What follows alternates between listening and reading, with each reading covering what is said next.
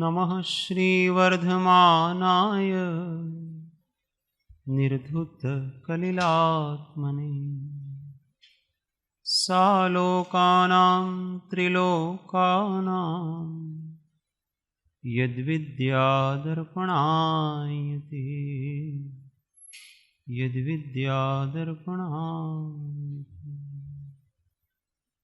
महादेव्या कुक्षिरत्नं शब्दजीतर्वात्मजम् राजचन्द्रमहं वन्दे तत्त्वलोचनदायकं प्रभु तत्त्वलोचनदायकम्। परात्पर गुरुवे नमः। परम्पराचार्य गुरुवे नमः। परम गुरुवे नमः। साक्षात् प्रत्यक्ष सद्गुरुवे नमो नमः। अनंत अनंत भाव भेदथी भरेली भली अनंत अनंत निक्षेपे व्याख्यानी छे सकल जगत हित कारिणी हारिणी मोह तारिणी भवाब्दी चारिणी प्रामाणी छे उपमाप्यानी जेने तमारा कविते व्यर्थ आपवाथी निज मपाई में मानी छे अहो राज चंद्र बाळ ख्याल नथी पामताय जिनेश्वर तणी जाणी तेणे जाणी छे गुरु राज तणी जाणी तेणे जाणी छे मोक्ष मार्गस्य नेतारं भेतारं कर्मभूभृतां ज्ञातारं विश्वतत्त्वानां वन्दे तद्गुणलब्धये वन्दे तद्गुणलब्धये। ओ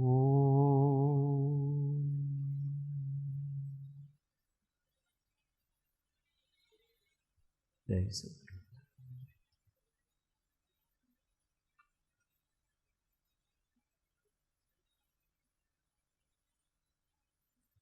तत्व विचार में श्री तत्वार्थ प्रबोधिनी पृष्ठ संख्या 31-32 प्रस्ताव। आज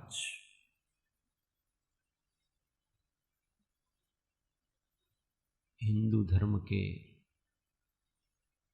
सनातन धर्म को सारी दुनिया में बहुत ही मजबूत रूप से जिसने प्रस्तुत किया, ऐसे योद्धा सन्यासी स्वामी विवेकानंद का जन्म दिवस। हम उनको भावपूर्वक नमस्कार करते हैं।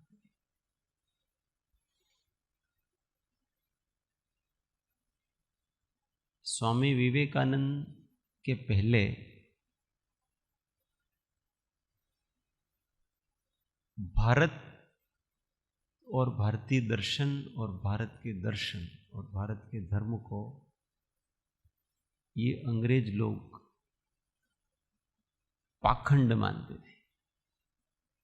ये सब जादू टोना करने वाले लोग, रूढ़िवादी लोग हैं। उन्होंने सारी दुनिया में तत्व दर्शन प्रस्तुत किया।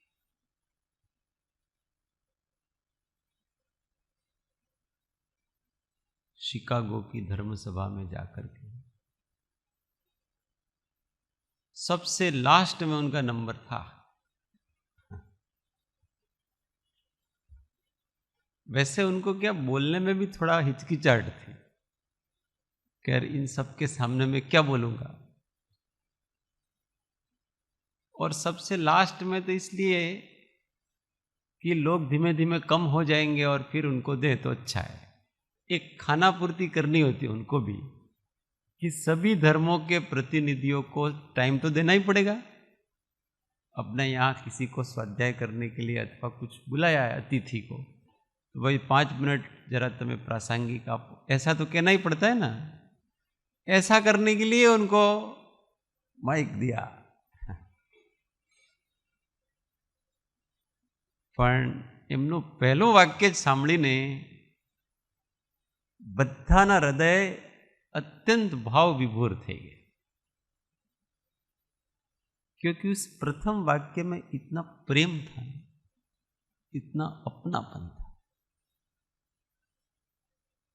वो भारत के लोगों में ही हो सकता है। बाकी सब ने ऐसा बोला, लेडीज एंड जेंटलमैन। અને વિવેકાનંદ બોલ્યા, माई सिस्टर्स एंड ब्रदर्स, मेरी बहनों और कितना अपनापन दोनों में, कितना। सारी दुनिया के वसुधैव कुटुंबकम ये उनके हृदय में था और वो बाहर आया। वो कोई कृत्रिमता नहीं थी, पड़ा पड़ाया नहीं था। ऐसा फील करते हो कि जो भी है सब हमारे भाई बहन हैं। आपने भले हमको लूटा, पर हमने तो ऐसा ही समझा कि ये हमारे भाई ने लूटा हमको। लुटेरे जरूर हो परंतु भाई हो, ये एक फीलिंग। हमारा बच्चा, हमारी माँ, हमारे पिता, हमारा भाई, हमारा मित्र भले हमारे लिए हानिकारक है, हमको बहुत परेशान करते हैं, हमारे अपयश का कारण है, और फिर भी वो हमारे भाई, फिर भी वो हमारा बेटा है, फिर भी वो हमारे पिता है, फिर भी वो हमारी माँ है, फिर भी वो हमारा पति है, फिर भी वो हमारी पत्नी, फिर भी वो हमारा मित्र। ये जो संबंध है वो उसके प्रति कभी द्वेष नहीं होने देता। संबंध,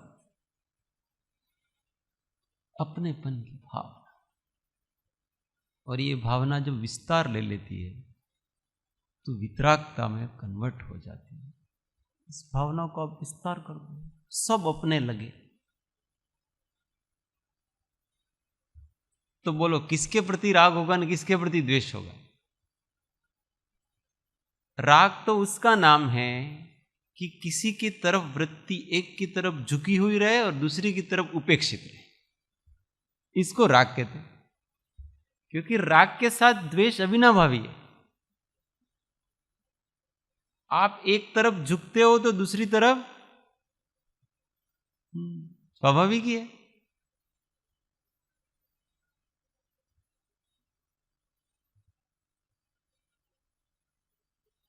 जब अर्जुन सुभद्रा का हरण करके पत्नी बना करके लाया तो द्रौपदी ने ये बात कही, बड़ी जोरदार बात कही अर्जुन को। अर्जुन ने कहा कि भाई ये सब तो कृष्ण जी के कहने पर ही हुआ है, तो तुम उसको स्वीकार करो, क्योंकि द्रौपदी अर्जुन को बहुत चाहती थी।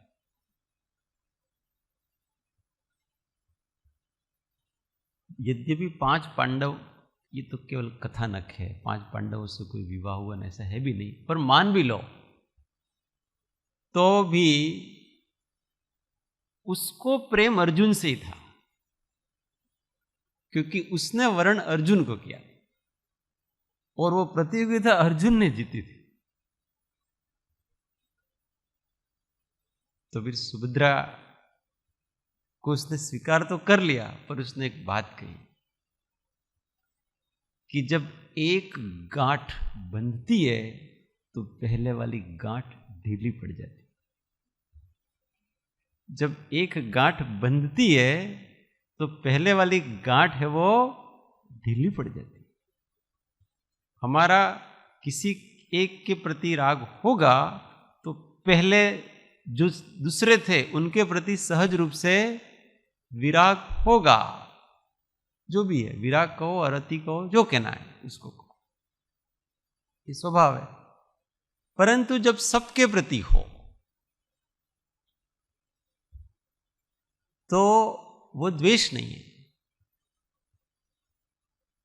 वो वितरागता कहलाती है, वो समता कहलाती है। भगवान को सबके, न कोई ज्यादा न कोई कम। इसके नीचे की स्टेज वालों को होता है, छठे गुण स्थान तक ये होता है। कैसे होता है? कोई ज्यादा कोई कम। कारण कि वो भी व्यवहार में जी रहा है। तो किसी के अंदर क्वालिटीज, शिष्य हैं उनके, तो कोई ज्यादा योग्यता वाला है तो सहज रूप से उसके प्रति एक वृत्ति थोड़ा ज्यादा, गुणानुराग के कारण से, अन्य किसी कारण से फिर भी है।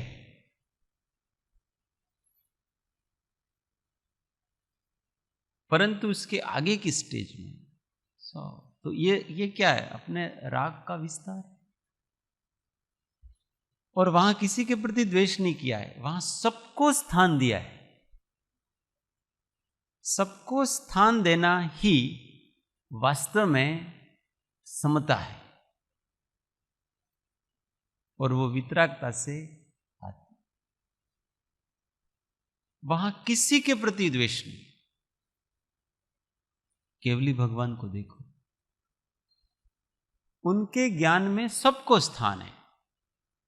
ऐसा नहीं है कि कोई वस्तु मेरे, कोई भी जगत का कोई भी जड़ चेतन ज्ञेय अच्छा बुरा, ऐसा नहीं है। जो जैसे ज्ञान में आ रहा है वैसा हमको स्वीकार है।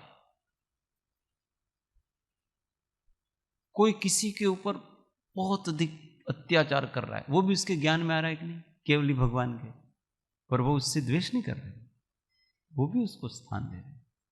ये ऐसा है तो ऐसा है, इस रूप में आए। अच्छा अच्छे के रूप में स्वीकार है, बुरा बुरे के रूप में स्वीकार है, पर वो उनसे अच्छा बुरा नहीं है। उनके लिए कोई अच्छा बुरा नहीं है। अच्छा बुरा तो सापेक्ष है। ये इनके लिए बुरे हो सकते हैं, ये इनके लिए अच्छे हो सकते हैं, ये इन दोनों की बात है। पर मेरे लिए ये जैसा है वैसा स्वीकार है, ये जैसा है वैसा स्वीकार है। देखो वितराग होने में कितना आनंद है। वितराग होने के लिए कुछ करना नहीं है, स्वीकार कर लो जो जैसा है वैसा। किसी के प्रति अभाव पैदा ही नहीं होगा। जीवन में प्रॉब्लम खत्म हो जाएगी। वास्तव में प्रेम का विस्तार ही सच्चा वैराग है। प्रेम, अपनेपन, स्वीकार भाव का विस्तार ही वास्तव में वैराग और वितरागता और समता है। ऐसा नहीं कि ऐसे बस किसी से अपने तो बोलना नहीं, मैं किसी से बोलूंगा, किसी को देखूंगा, किसी से व्यवहार रखूंगा, मेरे को राग हो जाएगा, ऐसा नहीं है। निर्भय होके, बेधड़क होकर के सबके साथ व्यवहार रखो, पर कैसा? ज्ञान युक्त। किसी में अच्छा बुरा मत करो। ये सीखा था गुरु से विवेकानंद। जहां जाएं वहां उनको ये समझने जैसी बात। सच्चा वैरागी व्यक्ति कभी अपने को अकेला महसूस नहीं करता, जंगल में भी। और रागी लोग सबके बीच में भी अपने आप को अकेला महसूस करते। क्यों? क्योंकि उसके पसंद का उसके पास नहीं है ना। और वैरागी को पसंद नहीं है कुछ, जो है वो पसंद है, अपनी कोई पसंद नहीं है, और जो उसके सामने वो पसंद है, नापसंद तो कुछ है ही नहीं। ये ज्ञान स्वभाव का आश्रय लेते हैं तब पता पड़ता है कि आप अपने आप को ज्ञाता मान के देखो, फिर कौन अच्छा और कौन बुरा सब स्वीकार है उसमें।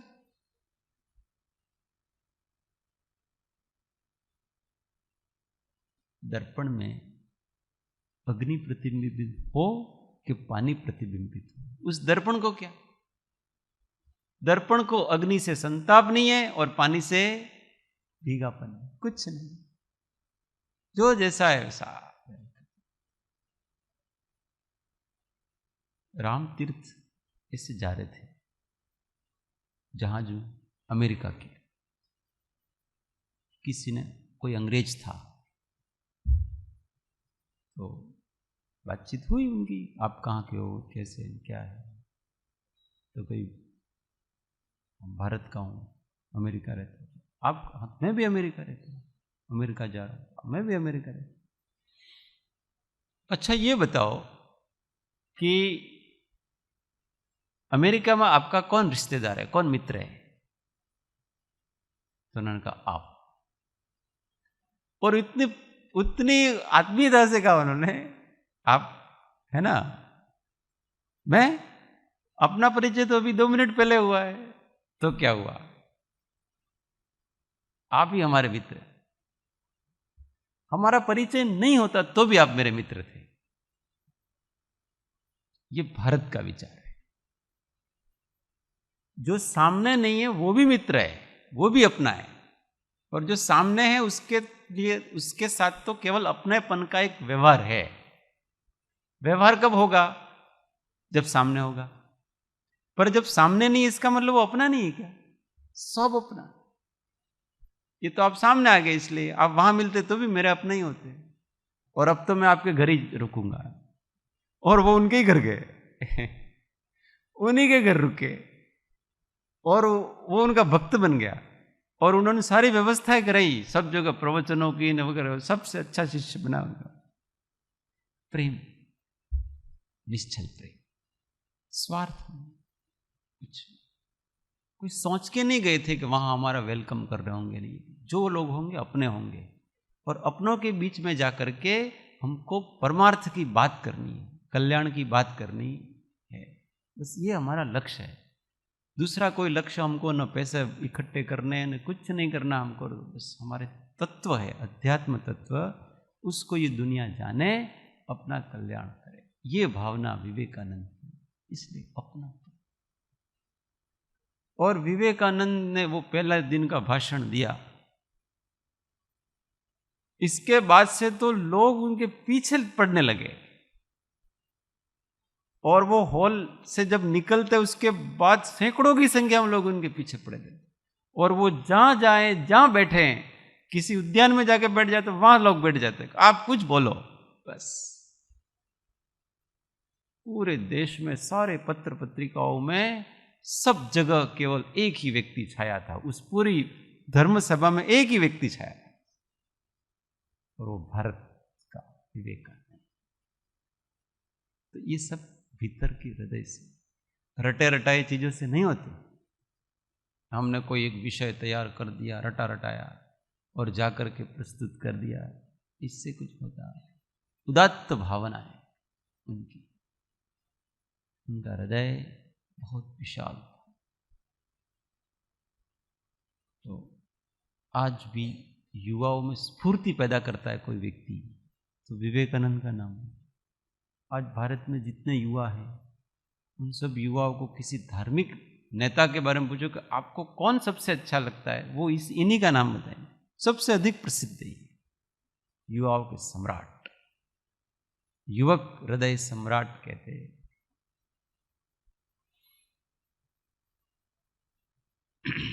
चलो, ये तो प्रासंगिक याद आ गए। महापुरुष जब याद आ जाते हैं तो एक भीतर में आनंद छा जाता है।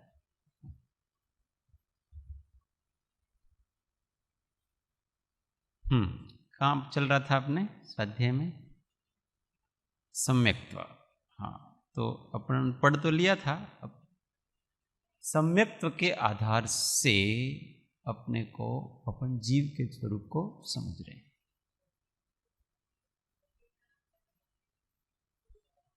हाँ, बहुत सारे वाक्य उनके।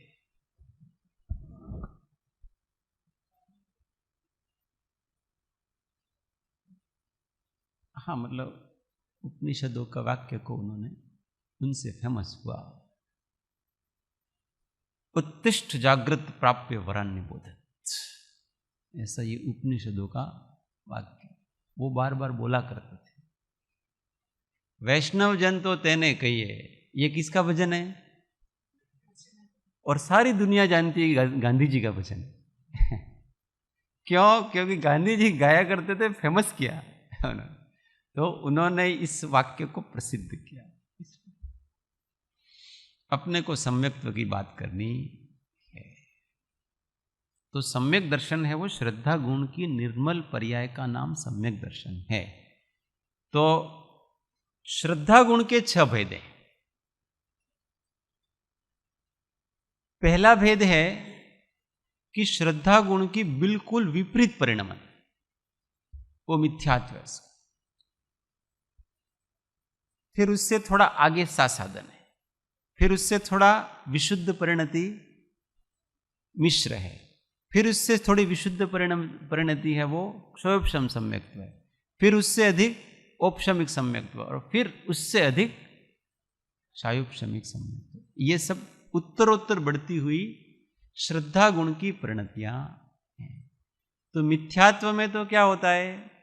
दर्शन मोहनी की जो प्रकृतियां हैं, कौन कौन सी दर्शन मोहनी की प्रकृतियां हैं? नरेश भैया पता है? दर्शन मोहनीय कर्म की प्रकृतियां कौन कौन सी हैं?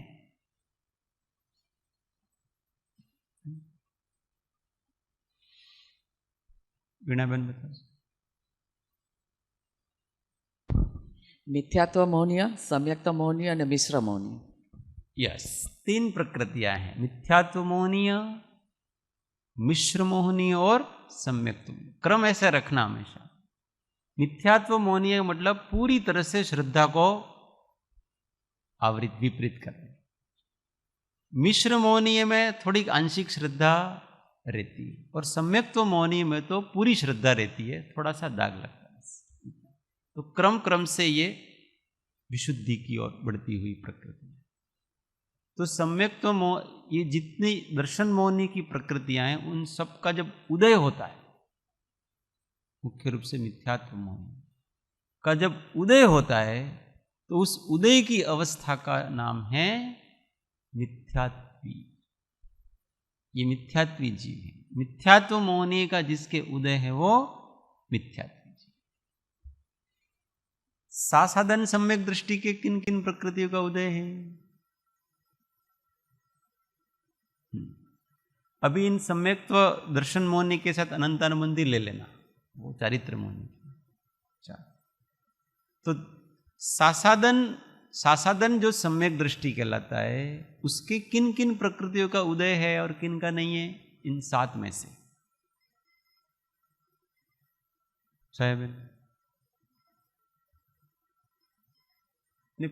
प्रकृतियों का એમ ખ્યાલ છે કે એ રિટર્ન સમ્યક દર્શી જ્યારે રિટર્ન થાય ત્યારે એ સાસાદન સમ્યક દર્શન હોય છે, અને એ એટલે એ પૂરો મિથ્યાત્વી પછી થઈ જાય છે. ક્યારે મિથ્યાત્વી हो गए तो वो तो फिर मिथ्यात्व में आ હા, गया। એટલે હજી એ સમ્યક દર્શનમાં પણ નથી અને સાસાદનમાં પણ નથી આવ્યો. વચ્ચેનો જે થોડો કાળ છે જરાક, એ સાસાદન. चलो अभी बता दो। जो सासादन अवस्था में है उसके मिथ्यात्व मोहनी का उदय है कि नहीं? ठीक है, बराबर, नक्की नहीं है। उसके मिश्र मोहनी का उदय है कि नहीं? नहीं है। नहीं। उसके सम्यक्त्व मोहनी का उदय है कि नहीं? सम्यक्त्व मोहनी का उदय है। हाँ? नहीं, सॉरी। अगर सम्यक्त्व मोहनी का उदय हो तो क्या होगा? स्वाभाविक सम्यक दृष्टि होगा, तो वो चौथे गुण स्थान में आएगा। देखो मिथ्यात्व मौनी है तो पहले गुण स्थान में आएगा, ठीक है। मिश्र मौनी का उदय है तो वो एक तीसरे गुण स्थान में आएगा। बराबर। सम्यक्त्व मौनी का उदय है तो वो चौथे गुण स्थान में चला जाएगा। इसका मतलब इनमें से किसी का उदय नहीं है, समझ में आया? अच्छा, अनंतानुबंधी का उदय है कि नहीं? तो अनंतानुबंधी का उदय, दर्शन मौनी की किसी भी प्रकृति का उदय नहीं उसकी, पर अनंतानुबंधी किसी एक कषाय, क्रोध मान माया जो भी हो उसका उदय है। तो उसके उदय के कारण से सम्यक्त्व है वो उसके आवृत हो गया है, गया नहीं है, उसका प्रभाव नहीं पड़ रहा है, व्यक्त नहीं हो रहा है तो सही उसके, परंतु वो मूड बना हुआ है। जैसे कोई सज्जन व्यक्ति होता है और अच्छा है, जागृत पूरा है, परंतु कोई पदार्थ उसको सब खिला दो, धतूरा खिला दो अथवा कुछ खिला दो, तो उसके प्रभाव से क्या हो जाता है, वो पागलों जैसी चेष्टाएं करने लगता है, जिसे भांग पिला दो। अब है बहुत सज्जन व्यक्ति, भांग पिला दी उसको, अब वो भांग के प्रभाव से क्या होगा, वो ऐसी चेष्टाएं करने लगा विचित्र, तो उसका जो सज्जनता है वो आवृत हो जाए। उसी प्रकार से ये अनंतानुबंधी के उदय से उसकी जो श्रद्धा है ना वो आवृत हो जाती है तो सही, पर आवृत। जैसे ही धतूरे का ज्वर और भांग उतरेगी ना, वापस वो वैसा के वैसा। सम्यक दृष्टि पण ना होय ने, तो वो सम्यक दृष्टि नहीं है, अने मिथ्या दृष्टि ना होय। आवरण में जिसका सा साधन का मतलब होता स आसादन, स्वाद साथे आसादन का मतलब होता है ढका हुआ, विराधना जिसकी हो गई है, आसाधना जिसकी हो गई है, विराधना। तो जो आवरण सहित सम्यक्त्व है, विराधना किया हुआ जो सम्यक्त्व है, सम्यक्त्व तो इसलिए सम्यक थोड़ा रहता है। એનો એક અર્થ એવો પણ બતાવે છે કે સાસાદન એટલે થોડો સ્વાદ છે, વમન થઈ જાય છે પણ वही तो स्वाद कहा ना, रहे છે। वही तो कहा ना कि मिथ्या दृष्टि नहीं है, वो आवृत है वो, तो उसके भी है तो सही उसका, क्योंकि मिथ्यात्व का उदय नहीं है तो उसको मिथ्या दृष्टि कैसे मानो? जिसके मिथ्यात्व का उदय नहीं है उसको मिथ्या दृष्टि कैसे कह सकते आप? वो जीव मिथ्या दृष्टि नहीं है, और वो जीव पूरी तरह से सम्यक दृष्टि भी नहीं है, पर उसको सम्यक दृष्टि मानने, इसलिए सासाधन सम्यक्त्व ऐसा कह सकते हैं, कोई दिक्कत नहीं, क्योंकि वो एक अलग प्रकार की अवस्था कहलाती है, मिथ्यात्व की भी नहीं है और सम्यक्त्व बिल्कुल प्रकट भी नहीं आवरण में। ऐसा बच्चा पैदा भी नहीं हुआ है, जन्म हुआ नहीं है, पर पेट में है, गर्भ में है, तो उसको कह सकते हैं कि वो मनुष्य है कि नहीं? किसी के गर्भ में जो जीव है वो मनुष्य है कि नहीं? अब कोई कहे कहां बताओ, तो बता नहीं सकते, गर्भ में है, निकलेगा तो प्रकट हो जाएगा उसमें, और मनुष्य के योग्य कोई व्यवहार भी नहीं कर रहा हो, मनुष्य के जैसा ना वो खा रहा है, मनुष्य जैसा न पी रहा है, मनुष्य के जैसी न कोई बातें कर रहा है, कुछ भी नहीं कर रहा है पेट में जो गर्भ में है, परंतु फिर भी उसमें मनुष्यत्व है कि नहीं? ऐसे उसमें सम्यक्त्व गर्भित है, बस केवल आवृत हो गया, बाहर प्रकट नहीं, उसको सासाधन कहते हैं। प्रश्न છે माइक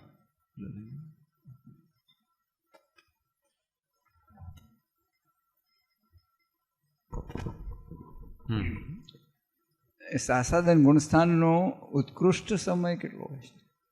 आवलीकाल, अंतर्मुहूर्त बस आवलीकाल जितना ही समय, तो मैक्सिमम है, जो आवली जितना हो मैक्सिमम, અને એના પછી પહેલા ગુણસ્થાન જ જાય છે। એ वो પછી पहले गुण स्थान में ही आएगा नियम से।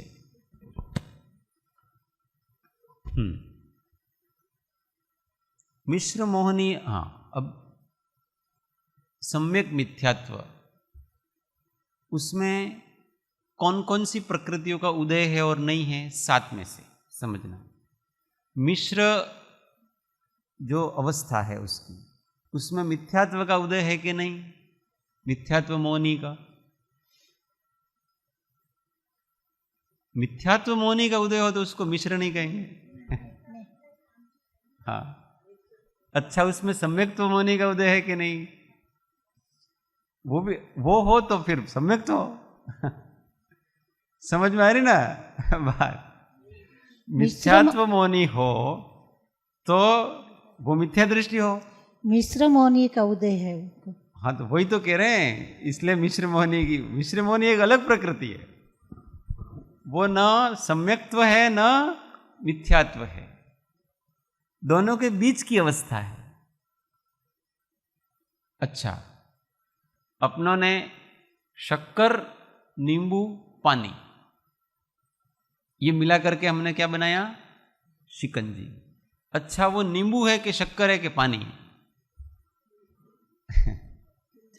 न नींबू है, न शक्कर है, न पानी है, स्वतंत्र रूप से कुछ नहीं है। और नींबू भी है, शक्कर भी और पानी, इसको मिश्र कहते हैं। तीनों से जात्यांतर है वो। उसी प्रकार से ये सम्यक्त्व और मिथ्यात्व दोनों से अलग जात्यांतर है, अलग प्रकार के है वो, उसके परिणाम अलग प्रकार के हैं। जब दोनों का अंश हो जाता है तो अलग प्रकार के हैं। देखो, खच्चर का नाम सुना है? खच्चर, अच्छा, वो घोड़ा है कि गधा?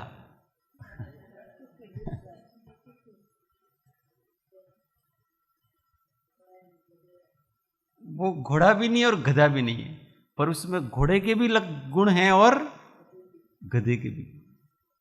क्यों? क्योंकि घोड़े और गधे दोनों से पैदा हुआ है, संकर अवस्था, उसकी उत्पत्ति ऐसे होती है। घोड़े और गधे के संयोग से पैदा होता है वो, उसको खच्चर कहते हैं। इसलिए इसमें गधा जितना पावरफुल भार लादने के लिए होता है ना, भार उठाता है वगैरह, ऐसे गधे के भी सारे लक्षण हैं। और स्पीड उसकी घोड़े जैसी, गधे की स्पीड नहीं होती है, घोड़े जैसी उसकी गति है, और भार लादने में उठाने में वो गधा है। ऐसा, तो ये इसमें दोनों के गुण होते हैं। ऊपर चढ़ने के लिए नो खच्चरों का उपयोग कर, गधे का उपयोग नहीं कर सकते आप। गधा बहुत वजन लाद सकता है, पर वो ऐसे चढ़ाई नहीं कर सकता, वो घोड़ा कर सकता है। तो उसमें घोड़े के गुण हैं, तो घोड़े के भी हैं गधे। ऐसा मिथ्यात्व है, ऐसा ये मिश्र है। अच्छा, उसमें अनंतानुबंधी का उदय है कि नहीं? मिश्र में अनंतानुबंधी का उदय है कि नहीं? फिर से वो चार्ट ढूंढते अपने देखते रहने का है, कौन से गुण स्थान में कौन सी प्रकृति का है, वो सब चार्ट देखते रहना, अपने याद रहे।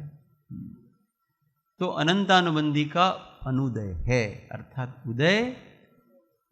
देखो, दूसरे और तीसरे गुण स्थान में क्या अंतर रहा? फिर यही अंतर है कि दूसरे गुण स्थान में दर्शन मोहनी की 3 में से किसी प्रकृति का उदय नहीं, परंतु अनंतानुबंधी का उदय। और मिश्र में क्या है कि मिश्र मोहनी का उदय है, दर्शन मोहनी के एक प्रकृति का उदय है, पर अनंतानुबंधी का उदय।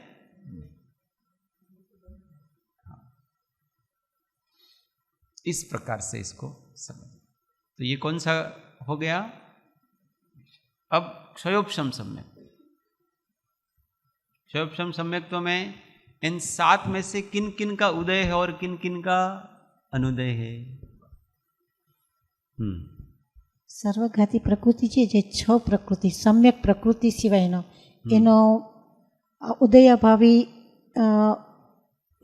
ક્ષય। चलो, अपने केवल अनुदय किसका इतना ही मानो ने, अनुदय जिनका उदय नहीं है उनको अनुदय कहते हैं। हाँ, એટલે 6 પ્રકૃતિનો अनुदय। हाँ, छह प्रकृति का उदय नहीं है। किसका किसका नहीं है? मिथ्यात्व का उदय नहीं है, हाँ मिश्र का उदय नहीं है, और सम्यक्त्व मोहिनी का उदय है। सम्यक और अनंतानुबंधी क्रोध, अनंतानुबंधी मान, अनंतानुबंधी माया और अनंतानुबंधी लोभ, इनका भी उदय नहीं है। एक सम्यक्त्व प्रकृति का ही उदय है। तो इसको कौन सा सम्यक दर्शन कहेंगे? क्षयोपशमिक सम्यक दर्शन कहेंगे।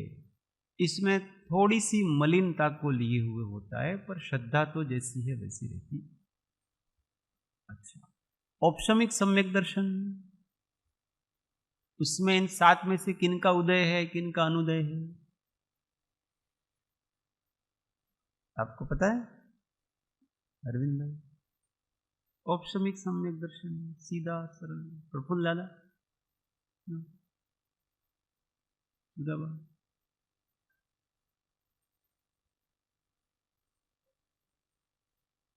क्या है? इन सात में से किसका उपशम है?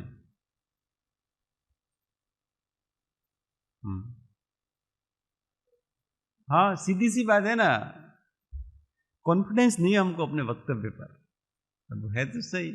सातों का उपशम।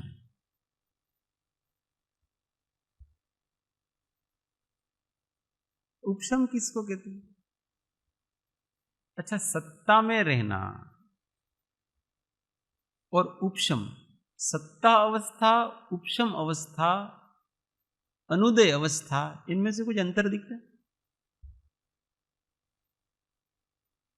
सत्ता की ये कर्म सत्ता में है, इस कर्म का सत्व है, इस कर्म का उपशम है, तो इसमें कोई अंतर नहीं। સત્તામાં કર્મ પડ્યા રે, ઉપશમમાં કર્મ ઢંકાઈ જાય છે, આવરિત થઈ જાય છે, એટલે ઉદય અને ઉદીરણાને યોગ્ય નથી હોતા. यस, गुड, बहुत अच्छी बात कि सत्ता में जो कर्म पड़े हुए हैं वो कर्म तो उदय अथवा उदीर्ण हो सकती है उनकी, अब उनकी उदीर्ण कर सकते हैं, पर जो उपशम हो चुका है उनका जब तक उपशम काल चलता है तब तक आप उनका कुछ नहीं कर सकते। ये सत्ता और उपशम में अंतर, सत्व की तो आप उदीर्ण कर सकते हो, पर जिसका उपशम कर दिया गया है उसकी नहीं कर सकते आप। जब तक वो उपशम काल चलेगा तब तक वो उदय में नहीं आएगा, इसको उपशम। तो ये अंतर्मुहूर्त काल के लिए होता है, मोहिनी दर्शन मोहिनी का और अनंतानुबंधी का, उसको औपशमिक सम्यक्त्व कहते हैं। उसमें निर्मल श्रद्धा होते।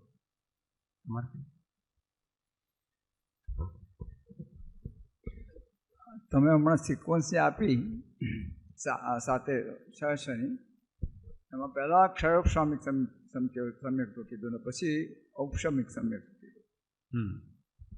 તો જ્યારે જીવને સમ્યક્ત્વની પ્રાપ્તિ થાય છે ત્યારે अति अल्पकाल माटे पहला तो औपशमिक सम्यक्त्वनी प्राप्ति है। हाँ, उत्पत्ति की अपेक्षा से औपशमिक पहले होता है, फिर क्षयोपशमिक होता है और फिर क्षयिक।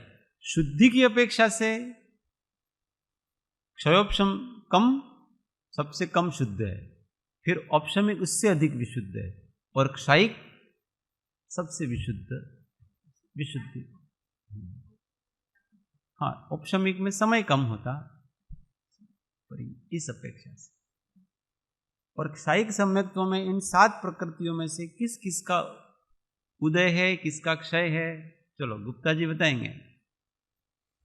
तैयारी करी ना आपने? तो तैयारी कह रहे थे, मैंने तो तैयारी करी रात को। हसमुख भाई छेड़ा ऊपर छो तुम्हें। हाँ, कोई प्रकृति का उदय नहीं है। उदय नहीं है का मतलब क्षय हो गया। तो सातों प्रकृतियों का पूर्ण रूप से जो क्षय हो जाता है तो वो क्षयिक सम्यक्त्व कहलाता है। इस प्रकार से ये 6 प्रकार की अवस्थाएं हैं। तो 6 प्रकार के जीव संसार में मिलते हैं। कोई तो मिथ्यात्वी हैं, कोई सासादक हैं, कोई मिश्र हैं, सम्यक मिथ्यात्व हैं, कोई क्षयोपशमिक हैं, कोई औपशमिक हैं, और कोई क्षयिक सम्यक भी। इसके प्रत्येक संसारी जीव इन 6 में से किसी न किसी भेद रूप अवश्य ही होता है। सिद्धों में इनमें से कौन सा सम्यक्त होता है? मुक्त जीवों में कोई भी सम्यक्त दर्शन होता है। ज्योतिबा सिद्ध भगवान में आ 6 માંથી કયો सम्यक्त હોય? एक सम्यक्त હોય જ નહીં, मिथ्या दृष्टि। બધા सिद्धो मिथ्या दृष्टि। हाँ, ऐसा मानते हो तो हाँ, मोक्ष જેને મોક્ષ થાય એને सम्यक्त्व ना હોય। अच्छा, जो मोक्ष हो जाता है उनके अंदर सम्यक दर्शन नहीं होता है साहेब। सम्यक दर्शन थी पार है। એ જ પૂછીએ છે ને। हाँ, તમે બોલો શું કહેવા ઈચ્છો છો? કે ભાઈ આજે નવી વાત મેં સાંભળી કે સિદ્ધોમાં સમ્યક દર્શન હોય ના, એટલે સાહિક સમ્યક દર્શન તો એક ગુણસ્થાન સુધી હોય, પછી એને પાર હોય સિદ્ધમાં। अच्छा, क्षयिक सम्यक दर्शन કયા ગુણ સ્થાનમાં હોય? છેક સુધી હોય, મોક્ષ પર્યંત। મોક્ષ પર્યંત, મોક્ષમાં ના હોય। મોક્ષમાં સિદ્ધોના જે 8 ગુણો બતાયા છે એમાં સૌથી પહેલો ગુણ क्षयिक सम्यक्त બતાવ્યો। સિદ્ધોમાં જે 8 ગુણ બતાયા છે એમાં સૌથી પહેલો ગુણ કયો બતાવ્યો છે? क्षयिक सम्यक्त। તકલીફ ત્યાં થઈ કે આપણે એમ લખ્યું છે ને સંસારી જીવ છો માંથી, એટલે ના, પ્રશ્ન આના સાપેક્ષ નથી, એટલે દ્વિધા હતી કે તો સંસારી જીવને क्षयिक सम्यक्त હોય અને સિદ્ધોને क्षयिक सम्यक्त હોય। क्षयिक सम्यक्त એક સમાન હોય છે। સિદ્ધોમાં હોય કેમ કે જે પ્રકૃતિ નષ્ટ થઈ જાય તો હવે જો કેવલી ભગવાન છે, ઠીક है, એક અરિહંત છે અને એક સિદ્ધ છે। તો અરિહંતને કેવલ જ્ઞાન છે કે નહીં? સિદ્ધોને કેવલ જ્ઞાન છે કે નહીં? અરિહંત સંસારી છે કે નહીં? તો સંસારી અવસ્થામાં પણ કેવલ જ્ઞાન હોય છે અને સિદ્ધ અવસ્થામાં પણ કેવલ જ્ઞાન। એવી જ રીતે क्षयिक सम्यक દર્શન તો એ તો એની પહેલાની સ્ટેજમાં હોય, ચોથા ગુણ સ્થાનમાં क्षयिक सम्यक દર્શન હોય છે। ને જે ચોથા ગુણ સ્થાનમાં क्षयिक सम्यक्त्व છે એ જ क्षयिक सम्यक्त्व સિદ્ધોમાં પણ છે। सम्यक्त्वની શ્રદ્ધાની અપેક્ષાએ કોઈ ભેદ પડતો જ્ઞાન અને ચારિત્ર્યની અપેક્ષાએ પછી આગળની અવસ્થાઓ, ચોથા ગુણ સ્થાનથી આગળની જે અવસ્થાઓ છે એ જ્ઞાન અને ચારિત્ર્યની અપેક્ષાઓ કીધેલી છે, श्रद्धा ने अपेक्षा कीधेली नहीं। ऐसे सब स्पष्ट होना। प्रश्न कैसे भी आ सकता है घुमा फिरा करके, तो हमको पुस्तक नहीं देखना, समझना वो वस्तु। ऐसा ऐसा ये सब चीजें तो क्लियर कर, और इनमें से कुछ भी क्लियर न हो तो इतना क्लियर हो जाना चाहिए। कितना क्लियर हो जाना चाहिए? मैं हूँ देहादि स्वरूप नहीं, देह स्त्री पुत्रादि कहीं पण मारा नहीं, शुद्ध चैतन्य स्वरूप अविनाशी एवो हूँ आत्मा। बस ये तो कांस्टेंट, ये हमेशा रहना चाहिए। इसके बाद बाकी सब ज्ञान इसके बाद करो। ये ज्ञान हमेशा आत्मा में स्फुरित रहना चाहिए कि मैं ज्ञायत स्वभाव, सहज ज्ञाता, बिना प्रयत्न के जो जानता है ऐसा ज्ञान स्वभावी, दृष्टा, ज्ञाता, साक्षी, चेतना, शांत, निराकुल, ये ज्ञान बराबर होना चाहिए। इसके बाद बाकी के सब ज्ञान करने का, और इसके बाद बाकी का ज्ञान न हो चलेगा। पर ये भूल गए और बाकी का किया तो पता है ना इसे। देखो,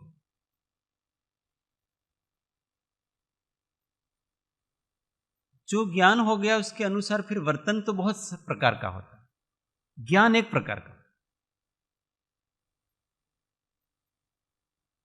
किसी स्त्री ने विवाह हुआ, विवाह होते उसके क्या नक्की हुआ कि ये मेरा पति, ये हुआ कि नहीं हुआ। अब ये ज्ञान कांस्टेंट है, उसके ये जो अनुभूति है उसके वो कांस्टेंट। अब फिर मैं एक पत्नी के रूप में फिर जो जो कर्तव्य हैं वो सब होंगे, ये सब बाहर दिखेंगे। पर जो जो सब बाहर दिख रहा है ना, उसका मूल कारण क्या पता है? उसकी श्रद्धा। अगर वो नहीं है तो कोई काम नहीं होगा उसके। तो भाई अब क्या करना चाहिए? चलो मैं आत्मा हूं, तो आत्मा होने के नाते हमको क्या करना चाहिए? मैं सहज ज्ञाता दृष्टा, राग द्वेष रहित प्रशांत ज्ञाता। तो क्या करना चाहिए? वे आत्मा शांत होता है, मुझे अब शांत रहना चाहिए, गुस्सा नहीं करना, क्योंकि ज्ञायक स्वभाव गुस्सा नहीं करता है। ज्ञायक स्वभाव अभिमान नहीं करता, ज्ञायक स्वभाव छल कपट नहीं करता, ज्ञायक स्वभाव लोभ नहीं करता, ज्ञायक स्वभाव विकारी नहीं होता। ये काम तो अपने आप होंगे, जब आपने मान लिया तो इसके बाद ये सब काम होंगे। जैसे उस स्त्री ने मान लिया कि ये मेरे पति हैं, तो फिर क्या करेगी? सब काम करेगी। जैसे जैसे वो खुश रहे वैसे वो सब करेगी। फिर ऑटोमेटिक उनके लिए खाना बनाना है तो उसको जोर पड़ेगा। शादी होने के पहले कोई कहे कि ये पुरुष है, इसके लिए तुमको रोज भोजन बना के खिलाना है, वो क्यों बनाऊं? क्यों करूं मैं वो इसके लिए? ये मेरा क्या लगता है? पर जैसे विवाह हो गया बड़े प्रेम से बने। क्यों? श्रद्धा। ऐसे एक बार श्रद्धा होती है ना तो सारा आचरण उस रूप से सब चलता है, ऑटोमेटिक चलता है। पर अगर हमारा आचरण गड़बड़ है तो समझना कि कहीं न कहीं हमारी श्रद्धा ढीली ढाली चल रही, ढीली ढाली। आचरण भी फिर दो प्रकार, एक अभ्यंतर दृढ़ता, एक बाहर की परिस्थिति। बाहर की परिस्थिति में आचरण देश काल अनुसार जिस प्रकार से जीवों का कल्याण हो, जीवों की संतुष्टि हो, इस प्रकार से बाह्य का आचरण होता है। भीतर का तो बस अपनी शांति बनी रहनी, अपनी समता नहीं टूटनी चाहिए, ये आचरण है, ये अभ्यंतर आचरण कहलाता है। बाहर में जैसा परिस्थिति के अनुकूल। ज्ञानियों का आचरण बाहर में लचीला होता है। ज्ञानी बाह्य आचरण में लचीले होते हैं और अभ्यंतर आचरण में बहुत सुदृढ़ होते हैं। आप उनकी समता को नहीं तोड़ सकते, आप उनकी शांति को नहीं तोड़ सकते। वो कभी आकुल व्याकुल नहीं होंगे, कभी चिंतित नहीं होंगे, कभी क्षुभित नहीं होंगे, कुछ भी कर लो। और बाहर में परिस्थिति अनुसार जैसा भी होगा, सबको शांति उपजे, सबको जिसमें सबका भला हो, उस प्रकार वो समझने। बाहर में बहुत कट्टर नहीं होते, नहीं ये ऐसा ही होना चाहिए, ऐसा ही नहीं, जैसे परिस्थिति। कोई सही भी वस्तु भी होती है ना, जैसे कोई सही वस्तु, परंतु उस सही वस्तु के लिए बाहर की कोई क्रिया वगैरह ऐसी कोई सही होती है, परंतु अगर उसके कारण भी तनातनी होती है ना तो उसको छोड़ देते हैं, कोई बात जाना, तनातनी नहीं, तनाव नहीं, क्योंकि उसका लक्ष्य तनाव रहित जीने का। ऐसे ज्ञानियों के संपर्क में रहेंगे तो बाह्य आचरण देश काल परिस्थिति के अनुसार कैसे होता है, कैसे करना पड़ता है, वो सब अपने को ध्यान में आता है। इसलिए सम्यक दर्शन, सम्यक दृष्टि का जो भीतर का श्रद्धान है उसके बारे में वारंवार विचार करते हैं। ते रूप थवानो प्रयत्न करवो। पत्रांक अंत मंगल में कौन सा? ऐसी। पहला वाक्य क्या है? निराबादपणे जेनी मनोवृत्ति वया करे छे। दूसरा, संकल्प विकल्पनी जेने मंदता थई छे। तीसरा, पंच विषय थी विरक्त थवाना जेना अंदर अंकुरो। चौथा, केशना कारणोने निर्मूल कर्या छे। पांचवा, अनेकांत दृष्टियुक्त एकांत दृष्टिने जे सेव्या करे छे। छठा, जेनी एकमात्र शुद्ध वृत्ति छे ते प्रतापी पुरुषो जयवान वर्तो। आपणे तेवा थवानो प्रयत्न करवो। पत्रांक एस।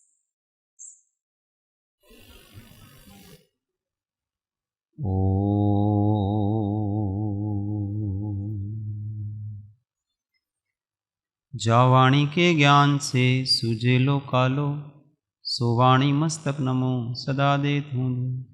ये जिनवाणी भारती तो है जपो दिन रेन, जो तेरा शरणा लहे सो पावे सुख चैन। देव भजो अरिहंत को गुरु सेवो निर्ग्रंथ, दया धर्म पालो सदा यही मोक्ष पापन। नौ नमस्कार महामंत्र आत्म अनुसंधान।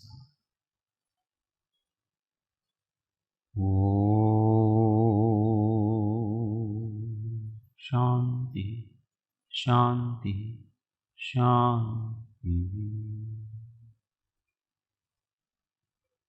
जय जी जय।